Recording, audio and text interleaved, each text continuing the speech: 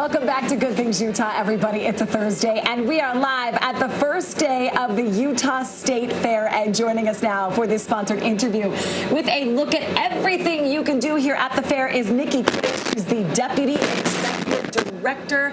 Thank you for having us and hosting us. Thank you for being here. I know you didn't sleep much because first day is a big deal.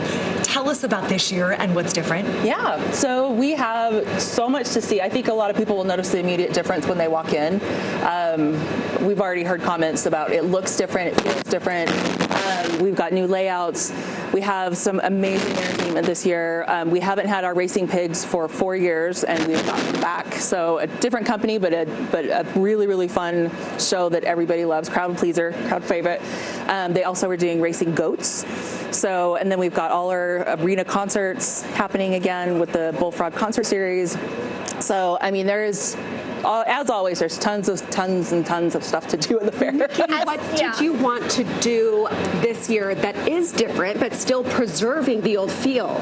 Yeah, so we've just really been looking at areas of interest that maybe need a little bit more love, a little more attention.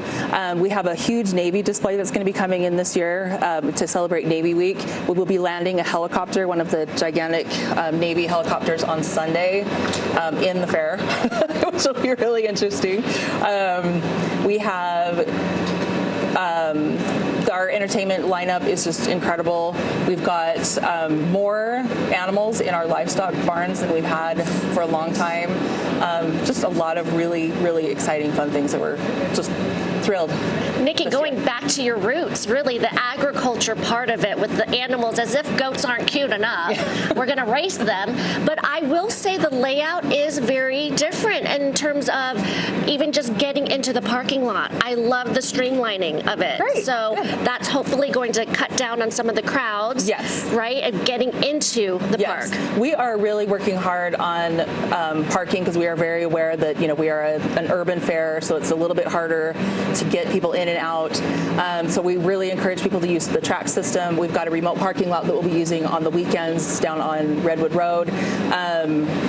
And just really trying hard with our wayfinding to get people in and out as slick as possible, because we know.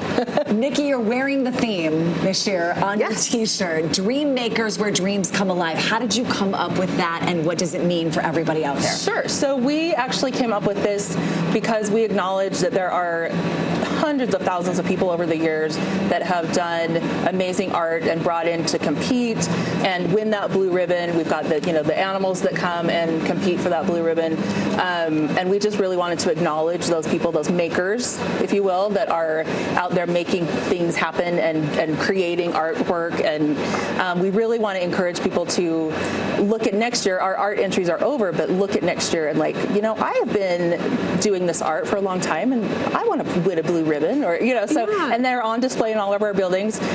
So we're really helping to increase those, and same with our agriculture, with the things that people are growing in their backyards. They could bring them here and enter them in the fair. I think there's so many talented artists and makers here in Utah, and maybe they don't think to enter, so plan for next time. Yes. But I want you to talk a little bit about the entertainment, because you have the amazing headliners, the music, but also things like Monster Jam. Yes. So we have Steve Miller coming on Tuesday.